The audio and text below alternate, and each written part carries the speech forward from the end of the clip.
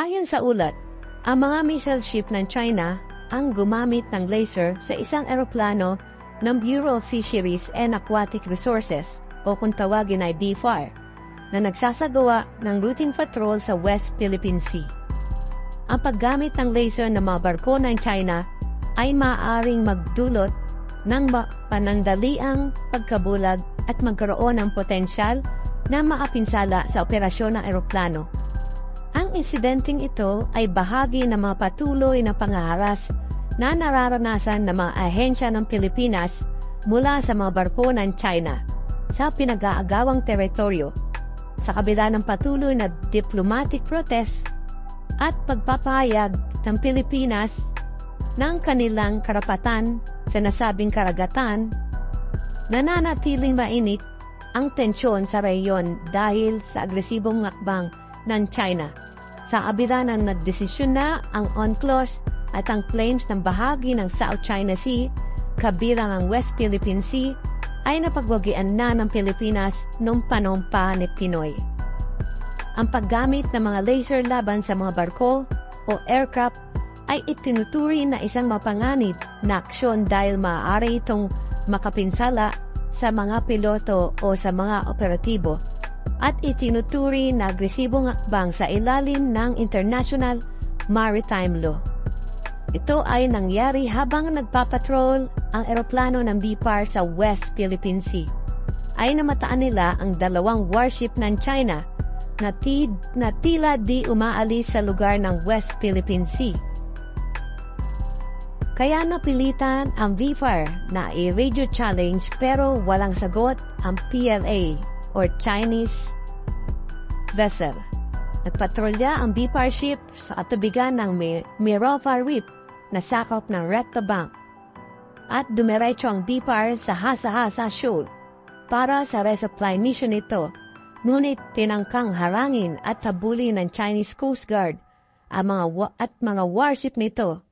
Huminto lang ang mga Chinese Coast Guard nang ito ay i-radio challenge ng BFAR dahil nasa EEZ or Exclusive Economic Zone ng Pilipinas ang Hasa-Hasa Shoal. Bakit tinataon ng China na kapag solo ang Pilipinas sa mga resupply mission at sea monitoring ang bilis ng aksyon ng China? Naharasin ang Pilipinas, tila binamalit talaga tayo ng China. Pero takot naman pag US na at mga kaalyado nating bansa na nagpapakita ng kanilang military power sa West Philippine Sea, ay tila naduduwag naman ng China. Sa unang pagkakataon na gumamit ang China ng kanilang missile warship sa West Philippine Sea at unang pagkakataon din na ginamitan tayo ng laser mula sa kanilang warship. Sa ginagawa namang Joint Maritime Military Exercise ng 5 bansa, ay sinubukan naman ng China ang lumapit sa mga warship ng iba't ibang bansang kalahok. Nang halos ilang kilometro lang ang layo, nang sinubukan i-radio challenge ng barko ng BRP Antonio Luna, ngunit hindi sumagot ang China. Ito ay balak na paputukan ng warning shot ng USS or UUS Howard Destroyer Ship. Pero agad na kumaripas ng alis ang China warship pabalik ng China. Tinahak ang direksyon ng Northwest Hainan, China, para hindi mapaya ang China at magmukhang mahina at puro paninindak lang. Nalabas agad ang China ng balita nagkaroon din daw ng kaparehas na military exercises ang PLA at ang kanilang Navy malapit sa Scarborough Shoal. Ito daw ang pangtapat nila sa mga ginagawang military exercises ng Pilipinas at mga bansang kaalyado nito sa Indo-Pacific at West Philippine Sea. Ngunit ito pala ay isang imbento lang at fake news na kanilang pinapakalat dahil nagmukha talagang takot ang China. Pagmalakas na bansa na ang nanghihimasok.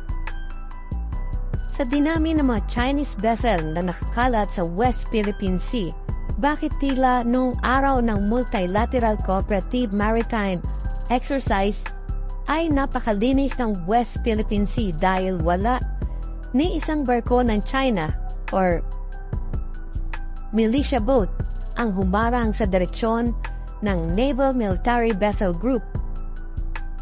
Paano pa kaya kung may kasamang USS Ohio-class submarine, ang pinakamodernong submarine ng US, at ang USS Gerald Ford aircraft carrier, ang pinaka-high-tech at pinakamalaking aircraft carrier ng US, di tulad ng sa China-made submarine, di pa gera at practice pa lang, lumubog na kamakailan lang. Kasama ng paglubog ang ilang daang sundalo ng Inchik na namatay sa paglubog nito.